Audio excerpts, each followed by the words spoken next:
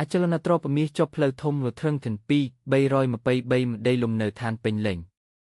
ទីតាំងជាប់ផ្លូវធំរថឹងទាំងសង្កាត់បឹងហាងហាខណ្ឌបឹងថេនក្បែរសាកលវិទ្យាល័យស៊ីងហ្វេងនិងផ្លូវជាតិលេខ1ត្រឹមតែ200ម៉ែត្រព័ត៌មានលម្អិតមាសផ្ទៃក្រឡា2 323តឹង 15.5 មហាសិបអាមេរិកផ្នែកខាងក្រោយ72ច្បាប់ដីលំនៅឋានពេញលេញ Fofasa សៀវភៅផ្កាឈូកផ្ទាល់ខ្លួនកាត់ឈ្មោះជូនភ្លាមស្ថានភាពផ្ទះកម្ពស់3ជាន់មានជណ្ដើរយន្ត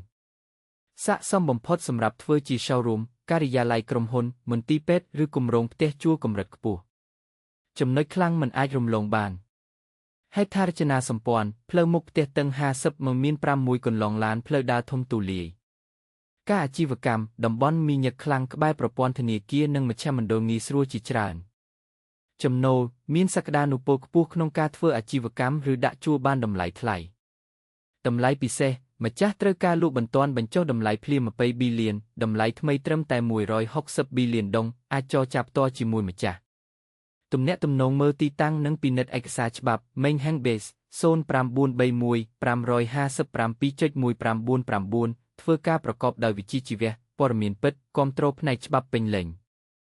Bits Mainhang Letrong 10 Bain 10អចលនទ្រព្យតម្លៃល្អលក់ដីមាសវិនិយោគអចលនទ្រព្យ